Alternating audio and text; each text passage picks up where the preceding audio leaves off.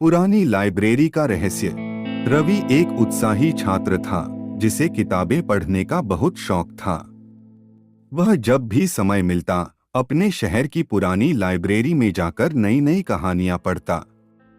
एक दिन जब वह लाइब्रेरी में बैठा था तो उसकी नजर एक बहुत पुरानी और धूल से भरी किताब पर पड़ी।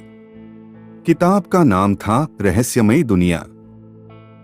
रवि ने वह किताब उठाई और जैसे ही उसने पहला पन्ना पलटा, अचानक कमरे की सारी लाइटें मंद हो गईं।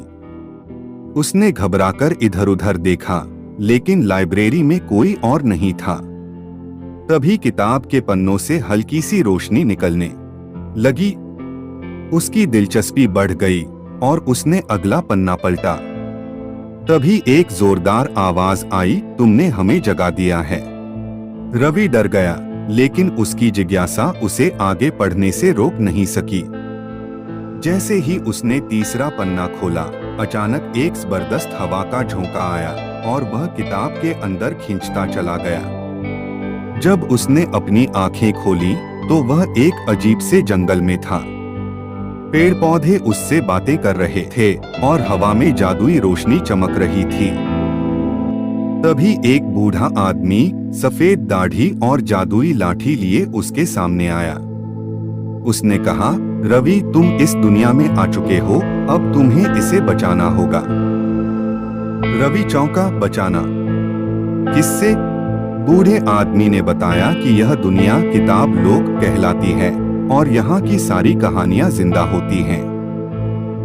लेकिन एक दुष्ट राजा कालानाथ ने इस दुनिया की सभी किताबों की कहानियां चुराकर उन्हें खत्म करने की योजना बनाई है।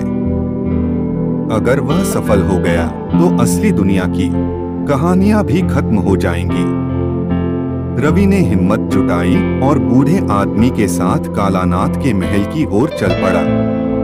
रास्ते में उसने कई जादुई प्राणियों से मुलाकात की, बात करने वाले खरगोश, उड़ने वाले घोड़े और एक रोबोट जो पहेलियां हल करता था। वे सब रवि की मदद करने के लिए तैयार थे। महल तक पहुंचने के लिए उन्हें एक खतरनाक जंगल से गुजरना पड़ा, जहां काली छायाएं उनका पीछा कर रही थीं। लेकिन रवि की चतुराई और दोस्तों की मदद से वे महल के अंदर दाखिल हो गए। महल के अंदर कालानाथ एक बड़े पत्थर के सिंहासन पर बैठा था। उसके हाथ में एक जादुई कलम थी, जिससे वह किताबों की कहानियां मिटा रहा था। रवि ने हिम्मत दिखाई और बोला, तुम्हें यह सब रोकना होगा। कालानाथ हंसा, कोई मुझे नहीं रोक सकता। लेकिन तभी रवि को किताब लोक की सबसे बड़ी शक्ति याद आई, कल्पना।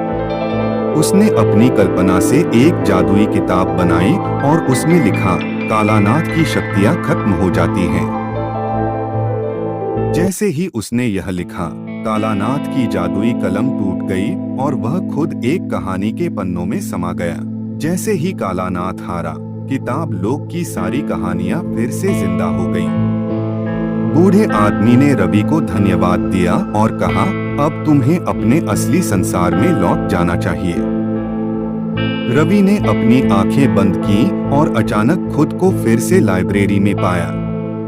वह किताब अभी भी उसके हाथ में थी, लेकिन अब उसमें एक नया अध्याय जुड़ चुका था, रवि की बहादुरी की कहानी। वह मुस्कुराया और मन ही मन सोचा, शायद हर किताब के अंदर एक नई दुनिया छुपी होती है, बस हमें उसे खोजने की जरूरत होती है।